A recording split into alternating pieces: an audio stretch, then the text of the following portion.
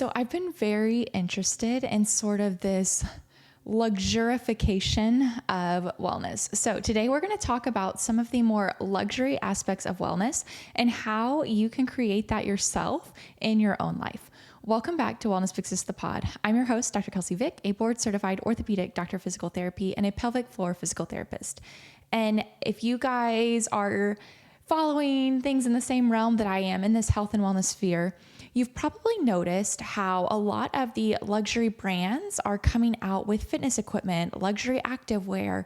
There is luxury gyms and spa and wellness experiences. There's luxury resorts now and wellness retreats.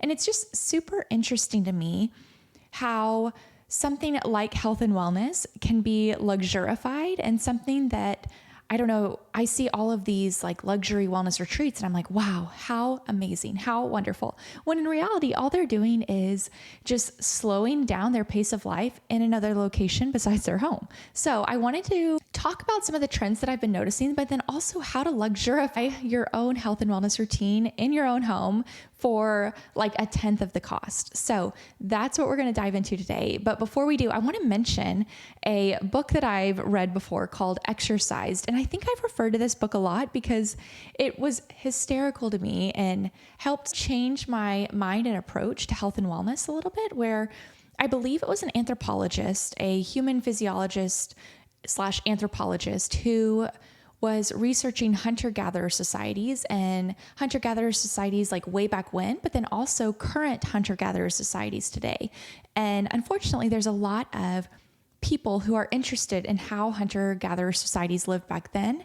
And in order to research them, they need to go to these hunter-gatherer societies today. So this infiltration of research into these societies is really affecting, I guess, the natural way that they live and maybe not as similar as to how hunter-gatherer societies back in the day functioned, but it's still like as close as we can get to this modern day. So he was saying with all of his research, it's just so funny that our ancestors who hunted, who gathered, would be cracking up that we are actually spending money on running marathons, on a treadmill, on exercise classes, on things that get us to move. We are paying money for. And he brought up the point that a lot of the time, the hunter-gatherer societies, they were conserving energy a lot of the time for hunting, for gathering, for reproducing. A lot of it was more sedentary than what we believe in order to help them conserve energy and calories for these larger bursts of activity for hunting or for these more sustained bursts of activity and caloric expenditure when growing and developing a human. So I just thought that was a funny take to think of our hunter-gatherer ancestors like laughing at us for paying for a half marathon or a marathon. And it sort of brings this lighthearted element to health and wellness to me. So back to luxury. I guess we're flip-flopping on either side of the spectrum because we go from hunter-gatherers all the way to luxury. But let's start off with these luxury wellness retreats. And we actually have one here in Austin called Miraval Resorts. And I think there's a few throughout the States. Maybe they're global. I'm not quite sure. But it's a luxury wellness resort or luxury wellness retreat. And online, they talk about just different things that they do throughout the weekend to really help you center yourself or to reach the goal of whatever intention you have set for the weekend. And they actually lay out a sample day in the life while you're at this resort. So I thought it would be fun to chat about how you can make your life and maybe a weekend in your life or a day in your life mimic this luxury wellness resort, but in your own home or in your own city as a staycation. So I think one of the appeals of luxury is, or a few of the appeals of luxury are the quality that you get, the customer experience, the exclusivity, the investment that you put into it, the community, and then the aspirationalness of it all, I guess. And so being able to copy paste those pillars into our own sort of wellness weekend that we create for ourselves is what's going to help make it feel like a luxury experience. So for quality, I feel most comfortable in my own home. I get the best sleep in my own bed. I have the right atmosphere around me. So already we're setting up the quality of our experience better than we could at a hotel. The customer experience too. Again, comfort's key. I'm way more comfortable in my own home. Exclusivity. We all hate crowds, and there's no way to get less crowded than, I guess, in our own home. The investment. Now, a lot of the time this is financial, but for me, I feel like a huge investment is time. Taking time out of my day or out of my weekend in order to invest it in myself is a large investment for me. So rather than paying all of this money, think of it as a way to take out a chunk of another part of your investments, your time, and putting it into a self-care weekend. Community and aspirational. So thinking of how you want to connect with others, whether that's solo, thinking of how you can improve your relationships, or if you want to do this little day or weekend with a group of girlfriends or your partner or husband, spouse, whatever, I think that would be awesome. And then as far as aspirational goes, Miraval mentions that at the beginning of their weekends, they set an intention. So whatever your intention is for that day or weekend, try and really hone in on that, and then picture how you will be after you do certain things throughout the weekend in order to reach the goal of that intention. Whether that intention is rest, recovery, connection, relaxation, silence, whatever your intention is, trying to think, okay, how can I structure my weekend or my day in order to reach the goal that I have set with my intention? So Miraval gives a breakdown of a sample day. They start off with 8 a.m. morning hike, and that can also mean a morning walk around your neighborhood, just noticing different things throughout your environment. I've seen a lot of these like color walks, which I love, where you choose a color like blue and you just start to focus more on the blue things in your environment and be more mindful, or use it as a way to be more mindful during your walk. 9:30 a.m. is breakfast.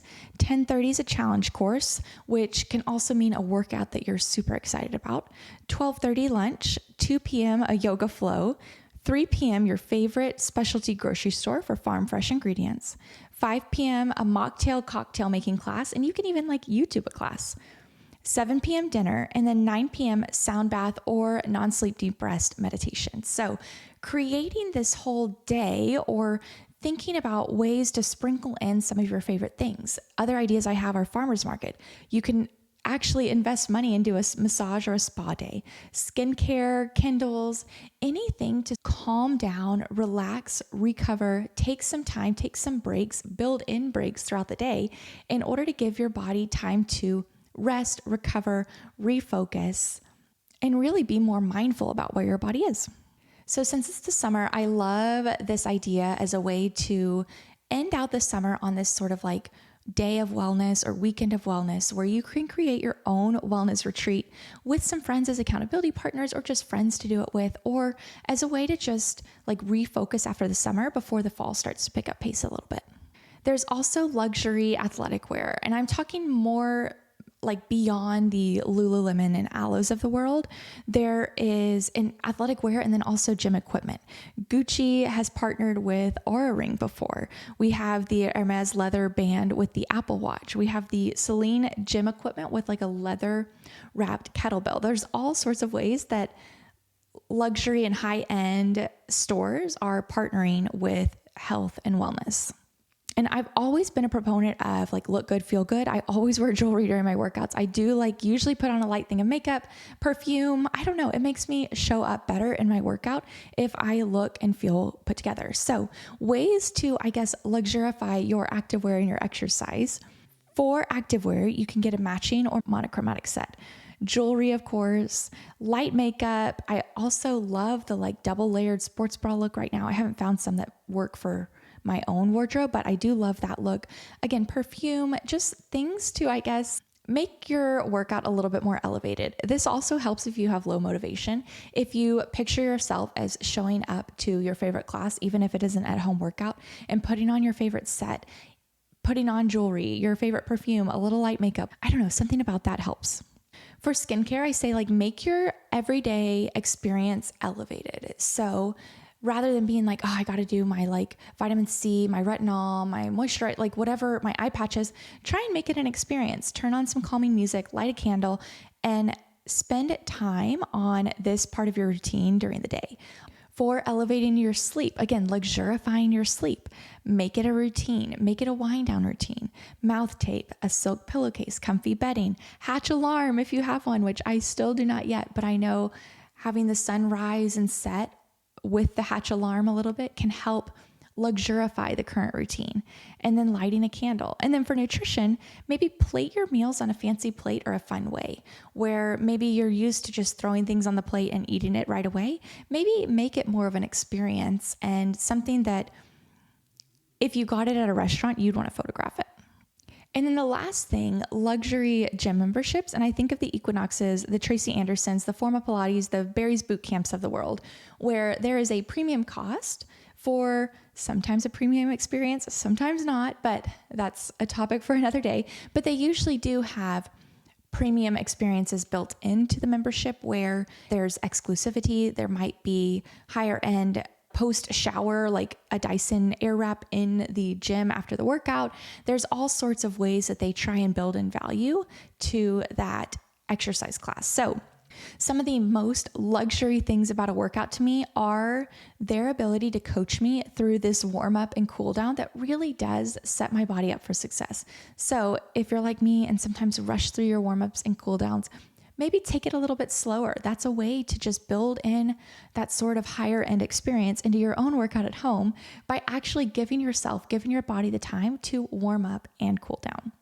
The music, of course, one of the biggest reasons to go to an exercise class is the music and the instructor's ability to curate the perfect playlist. So take that into your own hands. Try and create that perfect playlist for yourself to, again, just elevate your workout.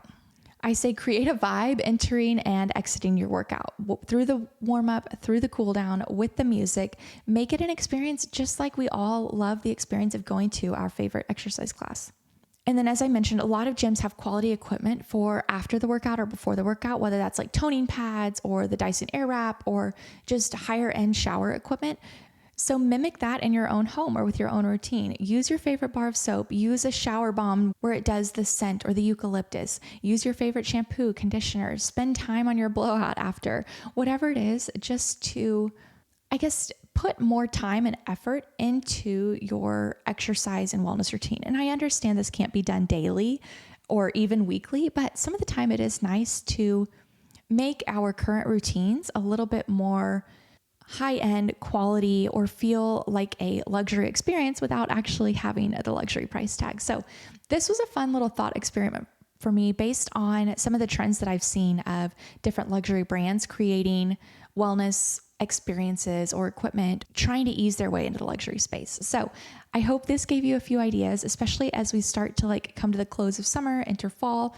Maybe there's a time to make your own sort of little wellness retreat and a luxury wellness retreat in your own home and in your own world and your own environment. So I hope you enjoyed this fun girl chat episode, and I'll see you guys again on the next episode of Wellness Big Sis the Pod.